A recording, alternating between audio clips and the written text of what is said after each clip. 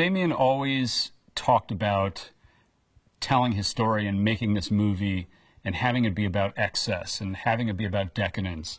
And when he spoke to me about the editing, he really wanted the editing to support that. And that meant that the editing would be overt and it would be stylized.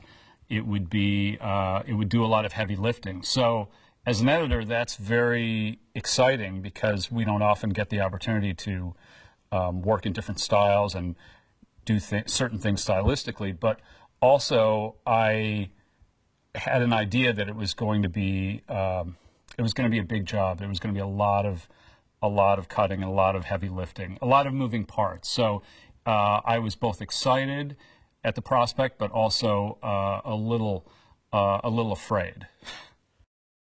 The thing he talked about with Babylon was that this was going to be a true ensemble. That's what he hoped for the movie. This would be a true ensemble. So in a way, it was much more challenging than the previous movies we had done together, because with the previous movies, we could essentially boil things down to the two-hander. This, we couldn't do that. This really was, how do you find the way to tell the story and not lose sight of each one of these characters? All of them were, to Damien, were equally important. And they all sort of played off of each other.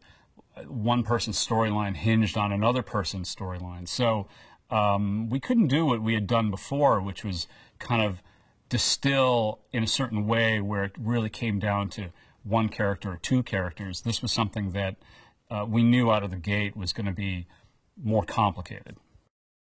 With the scenes with Jack Conrad on the hilltop, the battle scenes, I think we had these amazing performances that we could always lean on, that we'd always go back to. Spike Jonze playing the maniacal director,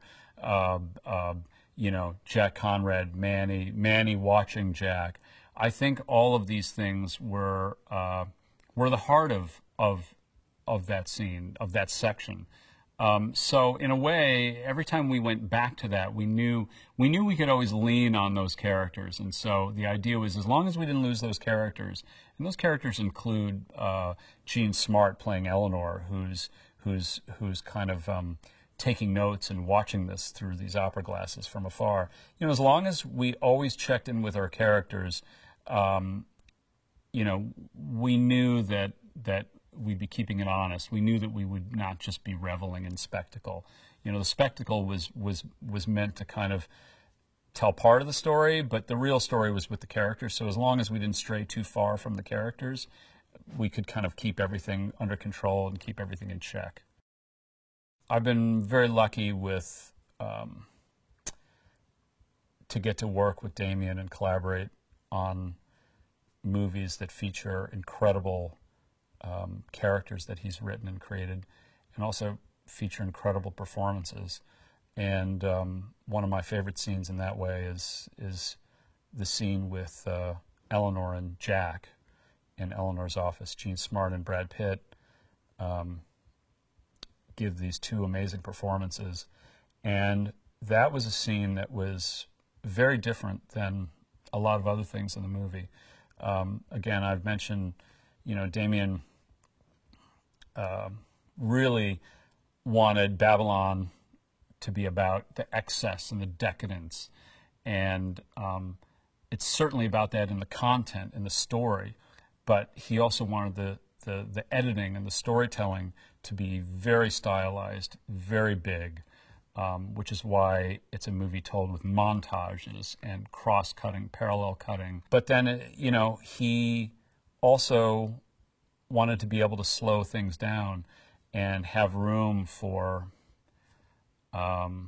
these quiet, meaty scenes. And the scene between Jean Smart and Brad Pitt was one of those scenes, one of my favorites.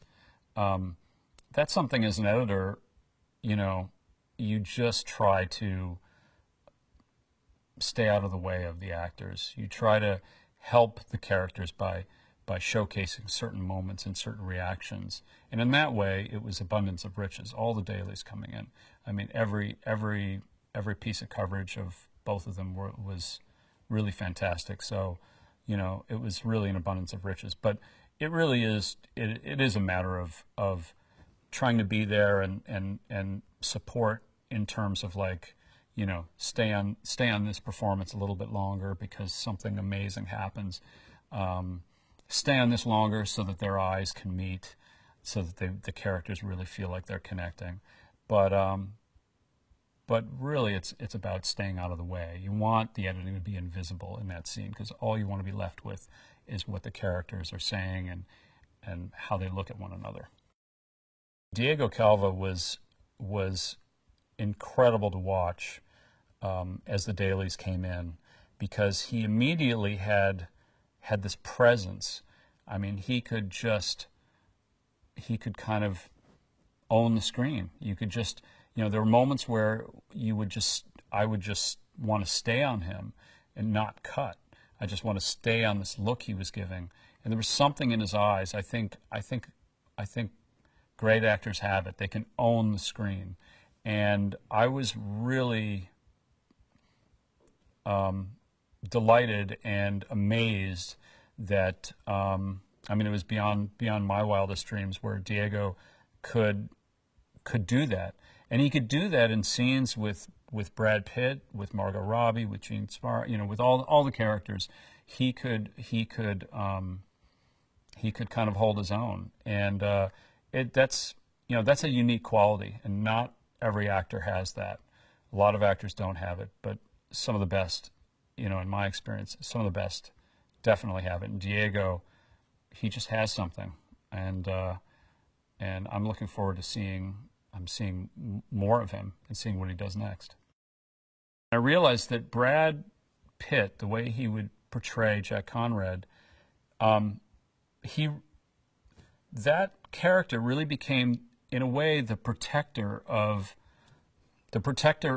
saw him as the protector of cinema, in a way, the protector of good cinema, the potential, you know.